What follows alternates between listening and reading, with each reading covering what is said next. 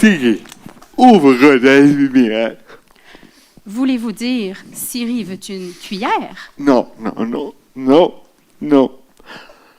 La technologie, elle nous aide tellement, mais des fois, c'est pas parfait. Que voyez-vous, ça fait seulement quelques mois qu'elle commence à comprendre mon accent. Est-ce qu'il y a un humain ici qui peut ouvrir la lumière? Ah, voilà! Je vous vois et vous me voyez. Vous voyez un homme qui bouge un peu bizarre, qui parle, vous voyez, un peu croche. C'est à cause de manque d'oxygène à la naissance. Je suis atteint de paralysie cérébrale. Mais, malgré cette épreuve-là, ma vie, c'est comme un peu un conte de fées. Et j'aimerais vous le raconter aujourd'hui. Il a commencé dans les années 80, quand on a voulu m'envoyer à l'école de quartier. Et autour de la table, je me rappelle vraiment, mais je me rappelle, il y avait un homme avec une grosse barbe noire au fond qui il avait l'air à douter, il brandissait un genre de papier. Un papier qui me pronostiquait une déficience intellectuelle.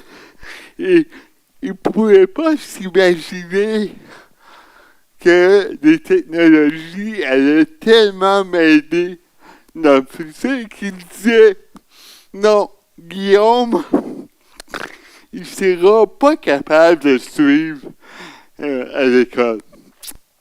Et c'est là que une femme, comme une fille marraine, est intervenue. C'était la directrice de l'école, Lise, qui dit on va donner à Guillaume une dactylo. Elle était moins vieille que celle-là, mais une dactylo. La dactylo m'a permis, oui, d'écrire mon nom, d'écrire des phrases, mais ça a été un objet de socialisation. Hey, je me rappelle dans la classe de première année, les filles faisaient la ligne pour changer les pages de ma dactylo. Donc, oui, un objet magique, mais aussi un filtre d'amour, imaginez. et les années ont passé, la magie a continué à opérer avec un autre objet magique que vous avez sûrement déjà eu. Vous vous rappelez sûrement de votre premier ordinateur portable. Il était gros, il était encombrant. Il faisait presque rien. Mais dans mon cas, ça me permettait d'aller de classe en classe et de susciter un peu la curiosité. Puis j'étais rendu avec mon ordi, le gars cool de la polyvalence.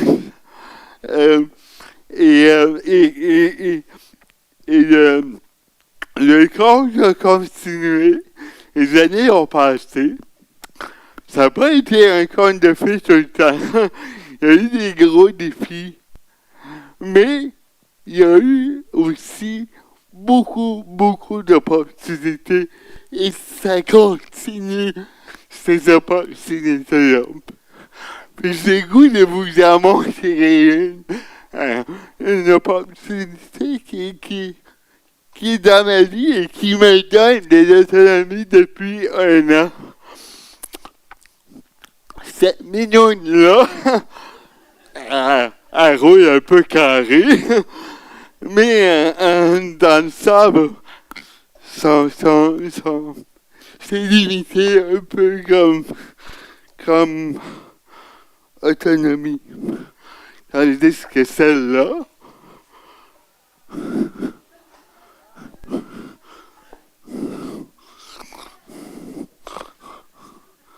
des fois ça marche, des fois ça marche pas. On recommence. Il n'y a pas de tapis. Tandis que celle-là, je me mets un peu plus au fond. Et ça va marcher. Voilà. C'est de la magie.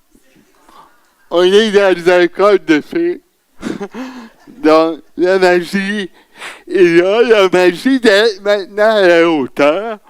La magie de monter des escaliers.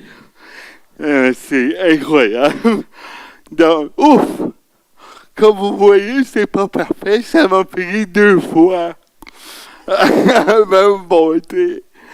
Et j'espère que ma technologie, ma prochaine technologie qui va arriver dans 1 an, à peu près, va pas avoir de raté. Sinon, il va y avoir des conséquences.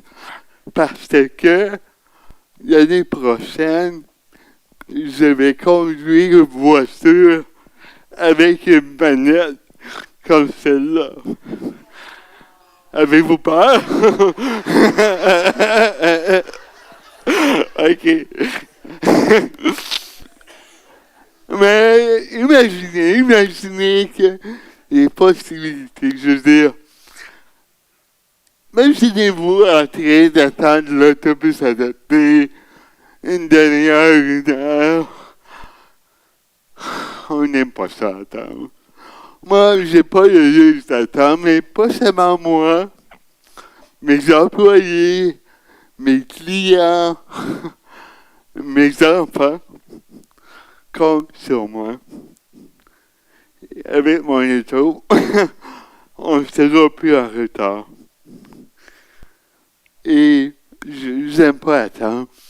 Puis, des fois, j'attends un mardi matin dans mon lit en attendant que mon employé vienne me lever. Mon employé qui n'a pas averti qu'il serait en retard ou qu'il serait pas là.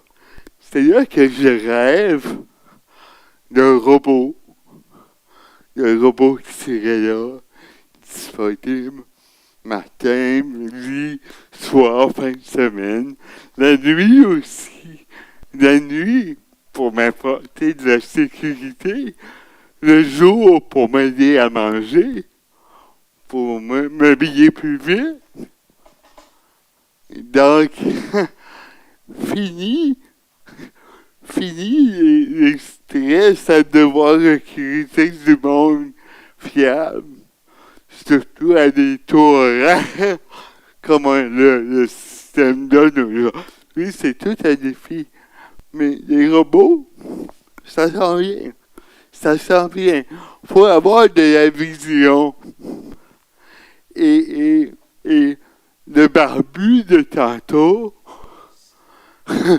le méchant barbu de tantôt, pour ne pas dire d'autres choses, aurait pu avoir, oui, toute une influence sur ma vie. Et peut-être qu'il manquait de vision, finalement.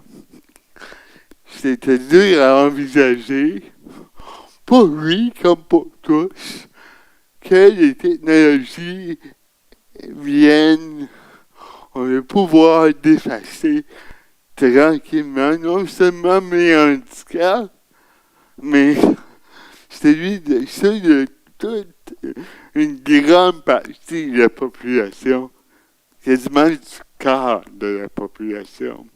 Mais il y a une condition à ça. Pour que les technologies soient vraiment accessibles pour tous.